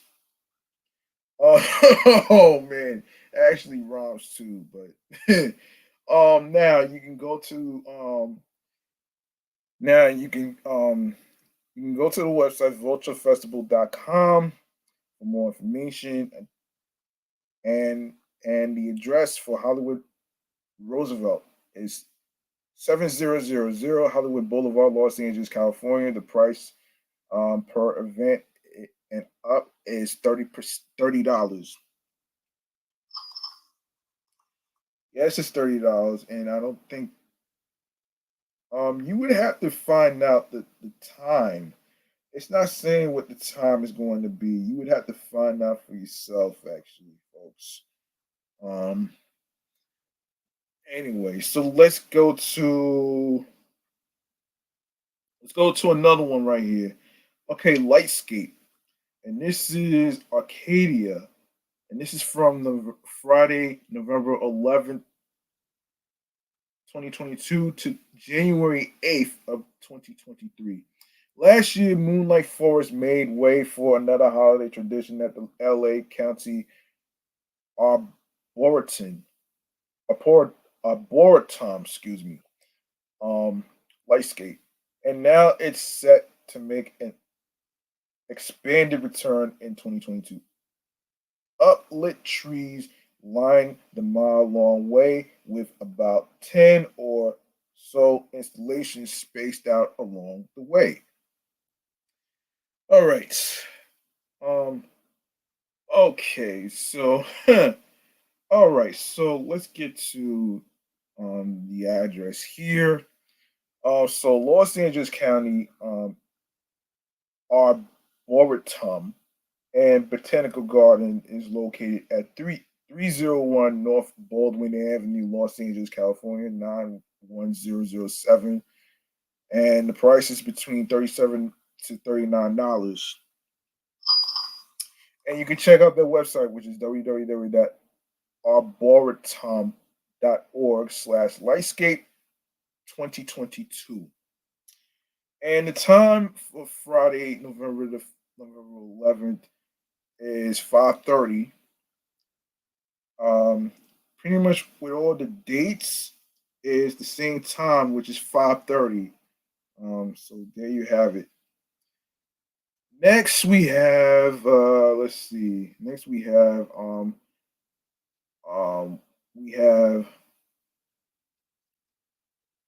what is a Western film series? Okay. So this is Movies Griffith Park, and this is November 12th of this Sunday. Westerns are limited to sheriff badges and shootouts on dusty roads, but the genre's fingerprints are all over the films that you may not typically think of as westerns. Head to the Archery for the screening series of unexpected westerns. Each one introduced by a guest lecturer who will explain its significance to the game. So let's get into it. All right. All right. So you can go to um, you can go to the website thearchery.org/events/what Western film series. The Archery Museum in Griffin Park is located at 4700 Western Heritage Way, Los Angeles, California, 90027. Price is $14, includes museum admission. So the time for November the 12th is 1:30 p.m. All right, 1:30 p.m. on the dot on Saturday coming up. Also, what's going on this Friday is Megan Thee Stallion. Of course, music, rap, hip hop, R&B, Hollywood, which starts November 11th. Okay, Hot Girl Summer originator Megan Thee Stallion plays this free Apple Music live show at the Dolby Theater on November 11th. You'll need to register via Ticketmaster and put in a request. So what happened is it only limit one per person that, if accepted, grant you access to the show. Let's see. Let's see. Damn. All right. So Dolby Theater is located at Hollywood and Highland Shopping Center, 6801 Hollywood Boulevard, Los Angeles, California, 90028, and it's free. It's a free event. And you can check out the website, Megan Thee Stallion live.shop.tickets today.com/splash.aspx. And it doesn't say what the time is, so you would have to find out for yourself. Um, it's a free event, folks. So that's pretty much what this is. So anyway, shaking in our seats, earthquake signs on the big screen. Of course, talks and lectures, Pasadena, California. Also, what's happening on Saturday is on the 12th. Okay, so whenever an earthquake reminds us of the chaos that awaits Los Angeles at any minute, Dr. Lucy Jones is all over social media, TV, and radio to soothe us with some science. To celebrate the 100th anniversary of Caltech's science seis- seismological laboratory. Jones will moderate this panel with scientists, engineers, and public officials on how earthquakes are depicted in films. Of course, yeah, and what would really happen during and after the big one. Shit. Um. Okay, so let's get into where it's located. This is the Beckman Auditorium, located at 332 South Michigan Avenue, Pasadena, California, 91106. And you can, and for contact information, you can go to the link that says events at caltech.edu. And the website is screenexchange.caltech.edu/connect/shaking in our seats. And the price is free with your tickets. And the start times is 1 p.m. All right. Also another free event. So man, let's see. Let's go to okay. November 13th, um, Rose Bowl Flea Market. Perhaps the Los Angeles area's most iconic flea market, this event around the exterior of the Rose Bowl is staggeringly colossal. But what else would you expect from a 90,000 seat stadium? The sheer size and scale of the flea market means that it encompasses multitudes, new and odd, new and old, handcrafted and salvaged, the cheap and the costly, on the second hand, on the second Sunday of each month. An odd mix of vendors populates the loop around the stadium. For each eye-catching artwork, there's a ratty $5 T-shirt, and for each elegant craft, there's a competing as seen on TV demo, but you may have more luck in the rows and rows of old furniture, albums, and vintage clothes and accessories that fill the adjacent parking lot. There are plenty of duds to be sure, but come out early enough and you may go home with that perfect purchase. This destination flea market attracts bargain hunters, collectors, and antique afici- aficionados from all over the county. So the organizers have instituted an extensive tiered entry admission system, allowing professional and dedicated shoppers early access at a premium. And of course, you can hang on a second. Hang on a second. Uh, hang on a second. So, where is this place, you ask? So the Rose Bowl Stadium is located on 1001 Rose Bowl Drive, Los Angeles, California. You can go to the website, which is rgcshows.com/rosebowl.aspx for more information. Um, and the price is $10. Kids 12 and under is free. Early entry is $20. Um, Second Sunday of every month from 9 a.m. to 3 p.m. So for November 13th of this Sunday, it starts at 9 a.m. All right. Make sure you go ahead and get your money ready and all that other stuff right there. All right. So let me see what else. What else? Oh, okay. So things to do.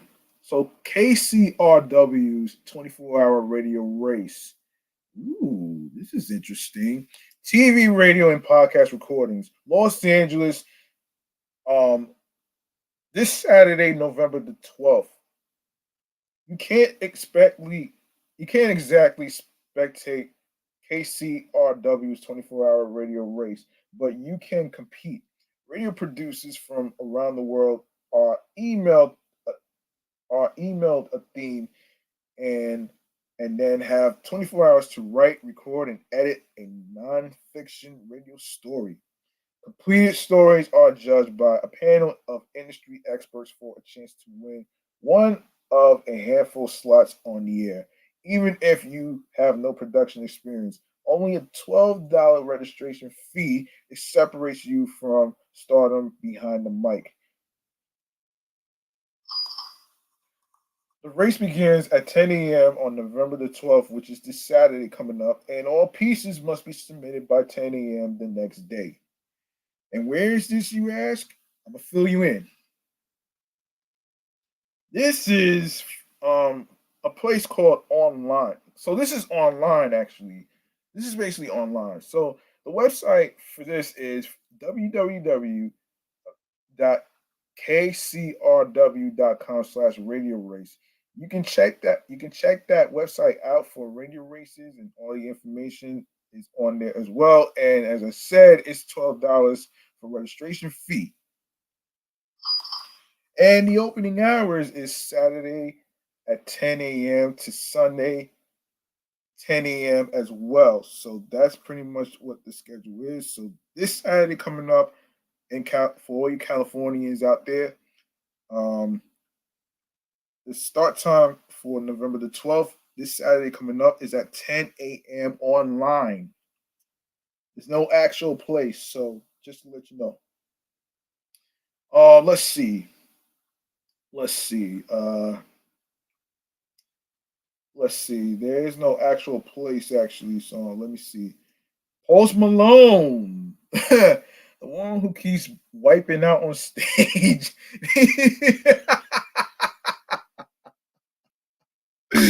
Oh man. Oh shit. When I saw him slip onto one of the holes on stage, that shit had me laughing though. So, pop rap phenom of the moment, Post Malone rides his wave of inexplicable yet also explicable success right into 4 nights in LA. Say what you want, say what you will about Posty. You'll have a tough time finding catchier party tunes. Well, let's see. Um, so so it's at this place called Kia Forum, located at 3900 West Manchester Boulevard, Los Angeles, California. And you can go to his website right here, which is www.postmalone.com/shows for more information in regards to some tickets. So it starts from November the 10th through November 16th. So November 13th on Sunday, November 15th on Tuesday, Wednesday, November 16th, and of course, November the 10th, this Thursday coming up, starts at 8 p.m. All the dates is at the same time, 8 p.m. And go to the website to get more information on how to get tickets. Let's see. So yeah, think that's gonna. I think I'm gonna stop right here. Yeah, I think I'm gonna stop right here. So let's go to New York right here. We're gonna go to New York. We're gonna go to New York actually. So yes. So so first and foremost, the DOC NYC event. All right. Okay, so America's largest documentary film festival returns to New York City for an in-person run from November 9th, um which started which starts today actually. Yes, November the 9th through November the 17th. Over 110 feature length documentaries and over 200 films, including 29 world premieres and 27 US premieres, will be shown at IFC Center, SVA Theater, Cinepolis, Chelsea, and continuing online through November 27th. The films premiering at DOC NYC are of a wide variety. A number of films centered on notable figures like Marcellus, Jeanette Lee, um, Jeanette Lee V's, Corky Lee, Roberta Flack, and Stan Smith. Sonic Cinema is a popular part of the festival that highlights music documentaries. Documentaries like the 1946, the mistranslation that shifted a culture, Big Fight in Little Chinatown, Lazaro and the Shark, Cuba under the surface, Lone Wolves and A Witch Story explore hot topics relevant to today. Jeez. Jeez, man. Wow, this is just something else, man. Wow. Um, okay, so 23 films making their US or greater premiere are entered in the US competition for American produced nonfiction films or the international competition for work from around the world. Returning for a second year. The second year, hold on. Second year, second year, second year, second year. Hold on. Second year. Um, yeah, second year. Okay. Yes, second year. The Kaleidoscope competition highlights new essayistic documentaries, and the long-standing Metropolis, excuse me. Yes, Metropolis competition showcases New York stories and personalities. The shorts competition, which is 67 films, which is a lot, awards short form content, while DOC NYCU is showcasing student work from non NYC schools, totaling 34 films. New to DOC NYC is the hashtag My Justice Film award for a short film with a social justice theme and strong call to action. The winner will receive $10,000 and an Odyssey Impact led national impact campaign. Another addition to the festival is the Meet the Press Film Festival at DOC NYC, which takes place on November 15th. The one-day event will bring filmmakers and NBC News correspondents together for conversation and screenings. We are proud to be presenting such an incredible array of outstanding work in this year's main slate, said the festival's artistic director, um, J. J. LaPlante. These films representing the diverse perspectives of our programming team showcase significant premieres from major veterans alongside discoveries of emerging voices. The films are divided into sections which are overseen by three senior programmers: Ruth Samalo on Kaleidoscope, Karen McMullen on Metropolis and Sonic Cinema, and Brandon Harrison on Game Face Cinema. They select other titles throughout the festival in conjunction with feature associate programmers Badatri, um,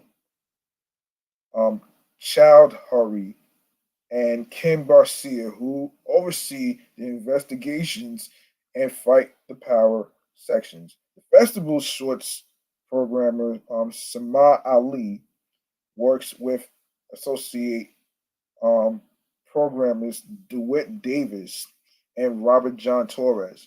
All programmers work under the program manager Anita Ross. Of course, if you want to know For more information on programming and to buy tickets, you can visit the website, which is www.docnyc.net. That's www.docnyc.net. And now we can go to the main things to do for the 3-day weekend in New York for Friday, November 11th through November the 13th. All right, so starting Friday, coming up, Silent Clowns film series Charlie Chaplin paid tribute to Charlie Chaplin for a screening of his most iconic films throughout the 1920s. The MoMA's Ben Model will be accompanying the screening with live piano accompaniment. Um, Model and Steve Massive film historians will add an additional Q&A portion and informational introduction. The screening begins at 2:30 p.m. and will last approximately 2 hours. Seating is free, but first comes, first served, so attendees are encouraged to reserve a spot before on the website eventbrite.com. And the location is 111 Amsterdam Avenue in Manhattan, New York. The Seance need an experience that transcends life this weekend. Come join the Seance at the Bronx River Arts Center.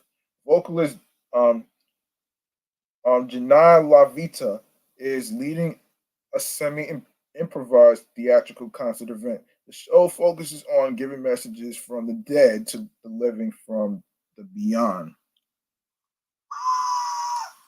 The concept is rooted in creativity and advocacy for social justice, tangled with what happens after death, giving the audience a truly interactive and unpredictable show experience.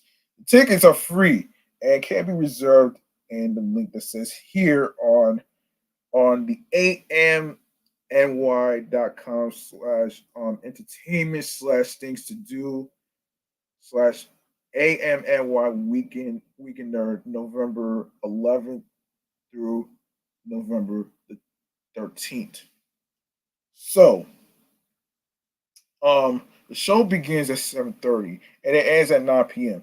And it's located at 1087 East Tremont Avenue in the Bronx, New York. Saturday, November 12th, Fastnet Landscape Drawing Workshop need an art fix this weekend. Come to Fastnet, a former shipping container turned art studio. Using ink and charcoal, learn how to transfer landscapes onto paper with light. The location at Fresh Kills Park allows for outdoor plain air observation with green views. The session begins at 1 p.m. and ends at 3 p.m. Tickets are free, but must be reserved before here. You can go to the link where it says here, highlighted in red. 350 Wild Avenue, Staten Island, New York. Wild Avenue. Can't believe it. Okay, Greenwood After Hours. Take a break this weekend and reflect on your own mortality and those of famous figures. Greenwood Cemetery offers night walking tours through the grounds, giving the opportunity to see the graves of figures and the landscape in a whole new light. Ugh. The tour also includes the catacombs. The catacombs, which normally unavailable to visitors. Okay, every time I hear the word cemetery, it just sounds creepy. Okay, the tickets are 31 $31.59 and can be purchased on the website eventbrite.com. Two sessions are available on Saturday, one beginning at 5 p.m. and the other at 5:30. Each takes about 2 hours from start to finish, and it's located at 525th Street in Brooklyn, New York. And finally, November November 13th of Sunday, multi-brand pop-up. Come grab some new pieces for your wardrobe this weekend. Williamsburg is hosting a pop-up of only independent designers. Brands include dress articles, a Anani Dance, Brooklyn Bandit, Gill, and DL Studios. Each vendor offers high quality handmade pieces that are guaranteed to last and make a statement. The shop closes at 7 p.m. and is open to the public. And it's located at 578 Driggs Avenue in Brooklyn, New York. And last but not least, Harry Potter trivia. Um, Wingard Wingardium Wingardium um, Leviosa, that drink. Join Temperance Wine Bar for a night of Harry Potter trivia and fun. Individuals and groups can enter for the chance to win prizes, but groups larger than four must call ahead to ensure adequate space. The best Harry Potter outfit gets a free glass of wine. The trivia begins at 6 p.m. and ends at about 8 p.m. So the tickets are $12.41 and can be purchased in the highlighted word where it says here. But attendees must be 21 and older. 40 Carmine Street is the location in Manhattan, New York. All right, so that's okay. So there's more actually. There's another one. Last one. I'm sorry. I didn't see this. So New York Comedy Festival, Queer Window, come fight off the Sunday blues with laughter. Queer Window is performing at the Brooklyn Comedy Collective with drag characters, sketches, stand-up, digital shorts, and songs. They are all they are all excuse me, hold on. They are in all LGBTQIA plus comedy team beginning in the Slamdemic as digital comics, but expanding to live shows that give a queer perspective to life. The tickets are $22.85 and can be bought at the website eventbrite.com. And the doors will be open at 7 p.m. and the show goes on from 7:30 p.m. to 9:30 p.m. And the location for all you New Yorkers out there that wants to go to these events that I just mentioned, it's located at 167 Graham Avenue in Brooklyn, New York.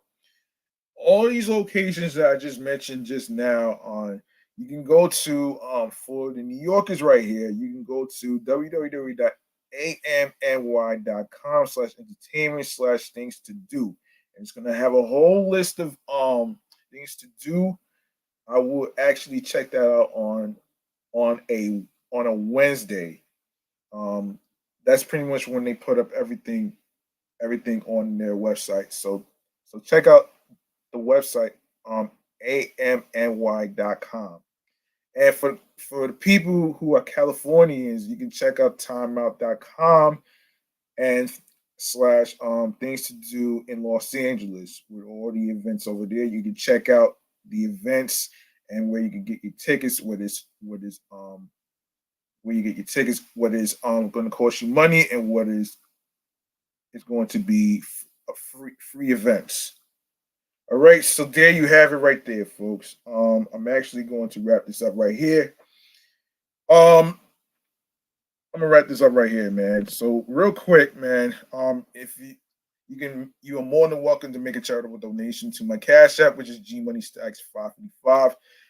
That's dollar sign capital G lowercase MONEY capital S lowercase TACKZ 555. It's not about having a lot of money and being from a rich family. It's all about doing the best you can um on what amount of money you are comfortable with and what you desire to give will be appreciated. So we're gonna go to our last segment. I want to get this out the way. Um, we're gonna go to my favorite segment right here, Stream Choices on the Go. That's where I inform you on where you can follow the show, where you can listen to the episodes on every streaming platform. So here it is. You know what to do, folks. All the listeners and YouTubers from the YouTube universe out there. Listen, if you like this show and the topics that I give,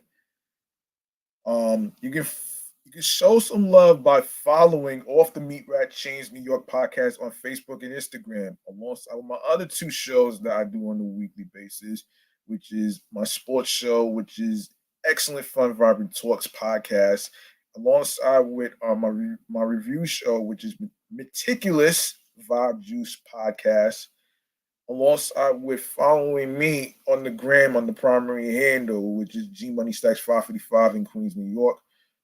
Turning your notifications on when you're gonna know when each episode is going to be dropping. Like today, I'm going to be dropping episode 204 after I get off the air. And of course, go to the link in bio where it says Linktree slash G Money Stacks 555. It's gonna have all the list of audio streaming platforms. You can leave a voice message for me on anchor.fm slash G Money Stacks slash message. All right, you can do that. If you have any questions for me, if you have any thoughts on the topics, how you feel about the topics, whatever it is, man. And no negative shit, man. You know what I'm saying? No negative shit. Um anyway, man, speaking of Anchor, man, that's where we're gonna start with right here. So we have Anchor, Audacity, Audible, Audio Burst, Amazon Music, Breaker, Castbox FM, Deezer, Listen Notes, Moon FM, Podcast, Player FM, Pocket Cast, Podbay, Podfriend, Podopolo, Podorama, Podcast Index, Podcast Addict, Podchaser. Make sure you leave a 5-star rating on Podchaser, Podfriend, and Spotify with a 5-star rating, which will be appreciated. Um, all right, so Podverse, Reason FM, Spotify, Stitcher, TuneIn Radio, Google Podcasts, and you can listen to Off the Meat Rat Chainz New York podcast episodes on Radio Public, alongside with iHeartRadio, the number one app for music, radio, and podcasts. And you don't need a credit card or debit card to download these apps, man, that I just mentioned. You can download these apps, including iHeartRadio, onto your iPhones, your Android phones, iPads, your Android tablets, and even your laptops. You know what I'm saying? Even in your laptops, though, man. Um, and you can also make sure you follow my other two shows that's also on iHeartRadio as well, which is Excellent Fun Vibrant Talks podcast, which is my sports edition show podcast as well. And of course, you can follow my other show right there, which is our Meticulous Vibe Juice podcast review show. Yes, yes, Meticulous Vibe Juice podcast review show. Make sure you follow that on iHeartRadio as well. And last but not least, make sure you go to the YouTube channel G Money Stacks 555 and grab that subscribe button for me, alongside with clicking on the noti bell so you can be reminded on when the show goes in the air via live stream. Leave a like and a comment along with the episodes, and of course more video content, upcoming episodes, and previous episodes in case you miss any of them. Make sure you catch up on all the episodes over there as well. And tell a friend to another friend, spread the word. Word of mouth is important. Download these episodes. Make sure you listen, stream, and watch these episodes along with the topics that's being discussed. And of course, and of course, and of course, plus share the videos, share the episodes, and also share the podcast with the link that says Linktree slash G Money Stacks 555 with your husbands, your wives, your boyfriends, your girlfriends, your friends, and the people you're cool with from work, and the people you met at a party or wherever, whatsoever. Just spread the word. You know what I'm saying? And that's gonna do it for me. I'm G Money Stacks, aka the Gregonator. Remember, the grind doesn't stop. Hard work pays off. If you want something, you have to work hard and earn it. New York wasn't built in a day. You also want to remember. You also want to remember. It's important to be yourself on a creative basis, whether you are creating a podcast, and if you are a host, whatever it is that you're trying to do. It's also important to be yourself, man. You don't try to be anybody else or try to be a people pleaser and shit. Though, man. You know what I'm saying? Um, also, you want to remember um, you want to follow your goals and dreams in terms of what makes you happy. You know what I mean? And also, find something, find your voice. You want to find something that clicks to you, that makes you happy mentally, physically, and spiritually, uh, and that gets you into your zone. And while you are on your P's and Q's with your tunnel vision and some ideas.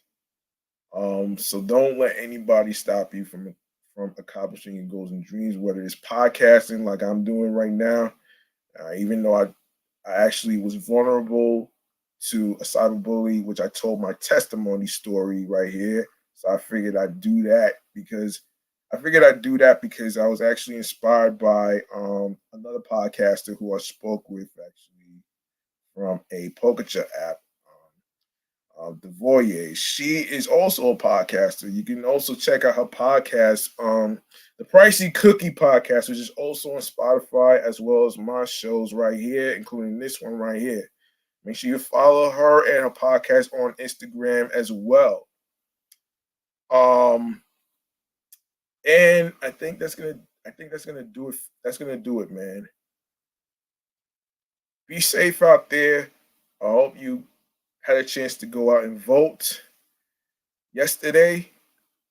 And I'm actually glad that Kathy Hoku actually won instead of Lee Zeglin because with all the issues with reproductive rights and the subway crimes and everything else, the gun safety and all the other stuff whatsoever that really matters, the cost of living, and then there's the racial equity shit and everything else. Um, that was on the back of the ballot that I had to read. So I hope y'all paid attention to the 4 questions that was on the back of the ballot, and I'm pretty sure y'all had a better understanding of what it was pertaining to. So there you have it right there. Um, all right, so that's it, man. I'm out of here. I'm off this shit. Tune in tomorrow to episode 206 as I actually talk about the Black Panther movie that's coming out, along with some Happy Meals and and and how it didn't disappoint and all the other topics that's gonna be coming up tomorrow, alongside with the other topic, Banana Split Day, which is another topic which I will cover along with other topics. So stay tuned for that one right there. I'm out of here. I'm off this shit. Stay liquid. Take care of one another. And I'll see y'all in the next episode. Peace and well love. And have yourselves a good night, folks. Yeah.